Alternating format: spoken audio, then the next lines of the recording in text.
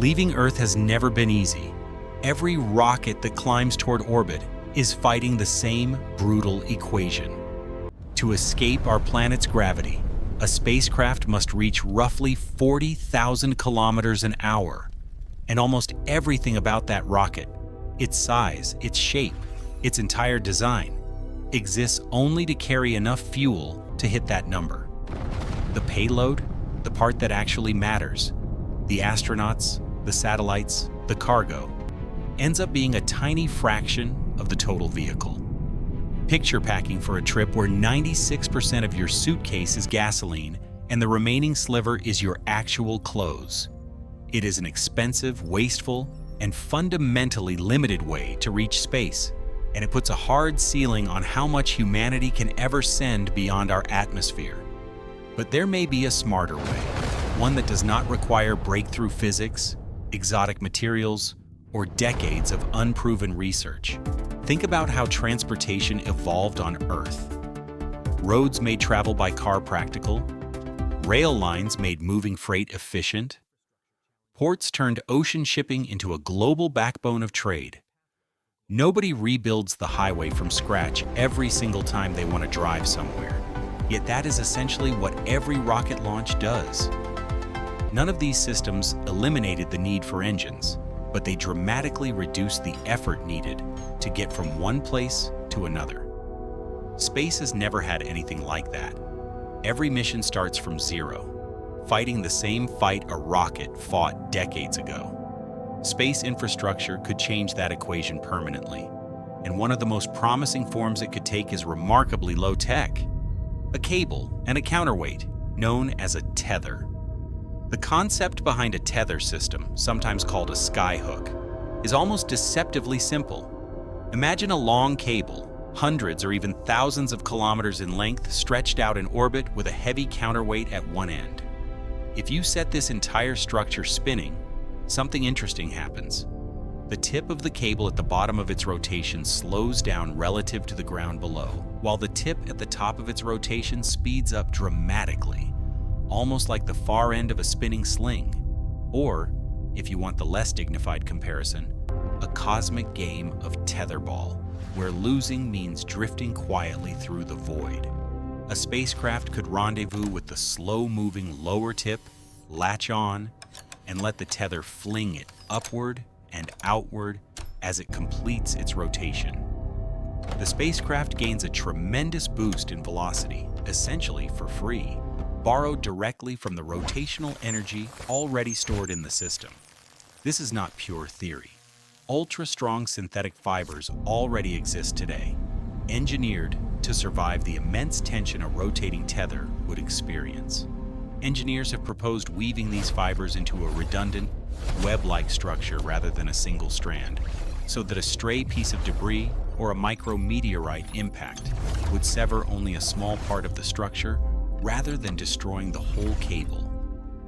And because a tether in the right orbit would pass over the same region of the planet multiple times a day, spacecraft would have repeated opportunities to catch a ride, turning the system into a kind of recurring shuttle service rather than a one-time launch. None of this comes without serious engineering challenges. At its lowest point, the tip of a skyhook would be moving through the upper atmosphere at speeds around 12,000 kilometers an hour. Dip the tether too low, and atmospheric friction generates enough heat to threaten the entire structure. So the system has to stay high enough, typically somewhere between 80 and 150 kilometers up, to avoid the thickest part of the atmosphere while still remaining reachable. Specialized spacecraft would need to climb to meet the tether at exactly the right altitude and moment. A far cheaper proposition than accelerating all the way to orbital velocity under rocket power alone, but still no small feat of precision engineering. Catching the tip itself is arguably the hardest part of the whole concept.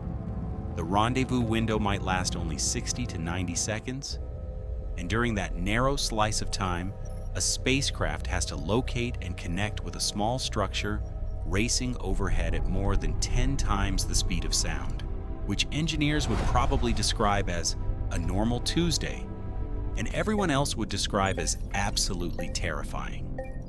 One proposed solution involves extending a lightweight capture line, more than a kilometer long, tipped with a small guidance drone that helps steer an incoming vehicle into position before the window closes. There is another problem lurking beneath the surface of this idea. Every time a spacecraft catches the tether and gets flung toward orbit, it draws energy from the system, slightly slowing its rotation. Left unaddressed, a skyhook used repeatedly would gradually lose momentum and eventually become unusable. The elegant solution is to think of the tether less like a simple sling and more like a cosmic piggy bank of orbital energy.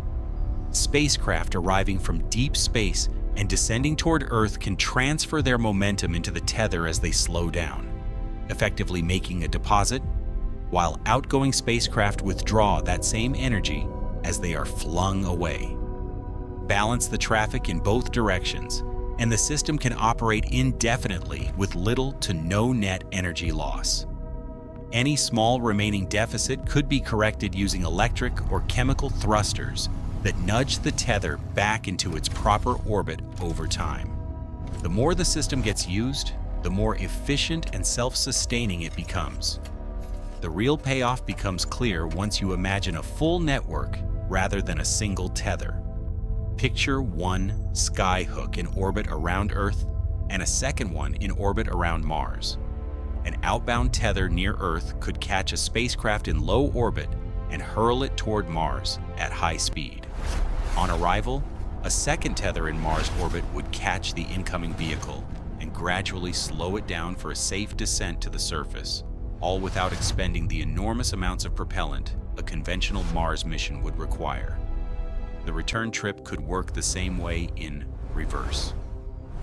A vehicle launching from the Martian surface would only need to reach a relatively modest speed through the planet's thin atmosphere before a tether reached down, caught it, and slung it back toward home.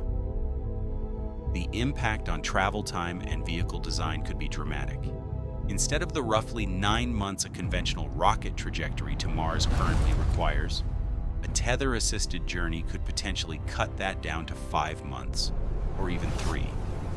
And because so much of the propulsion burden shifts to the orbital infrastructure rather than the spacecraft itself, the rockets involved could shrink dramatically, potentially requiring somewhere between 80 and 90% less total vehicle mass for the same mission. With that much weight and complexity removed from the equation, there would finally be room to think about passenger comfort in a way that has never been possible in spaceflight, which is a polite way of saying future astronauts might get actual legroom. And this idea does not have to stop at Mars. From Martian orbit, another tether could reach out and fling spacecraft further still toward the asteroid belt. The first mission to a new asteroid would still need traditional rocket power to slow down on arrival, but every mission after that could potentially find a tether waiting, ready to catch an incoming craft and send it home again without burning a drop of fuel. Cheap, repeatable access to asteroids could be transformative, opening the door to mining valuable metals and minerals and delivering them to Martian orbit within weeks of extraction. The most ambitious version of this vision looks toward the moons of Mars. Phobos, the larger of the two, orbits unusually close to the planet, and it is massive enough that spacecraft launches would barely affect its orbit over time, making it an almost ideal anchor point for what engineers sometimes call a super-tether, a structure roughly 6,000 kilometers long. The lower end of such a tether could skim just above the Martian surface, making pickups remarkably easy, while the upper end, moving at tremendous speed, could fling spacecraft outward toward Jupiter and Saturn. The same structure, used in reverse, could also bring the inner solar system closer, offering quick, low-cost trajectories toward Venus and Mercury, worlds rich in solar energy and valuable minerals that have historically been difficult and expensive to reach. Taken together, a network of tethers stretching from Earth to Mars and beyond could form the backbone of a genuinely interplanetary transportation system, one that does not depend on burning enormous quantities of propellant for every single trip. none of the physics involved requires new scientific discoveries. The materials needed already exist in some form today. The distances between planets will always be vast, but with the right infrastructure in place, vast does not have to mean impossibly far.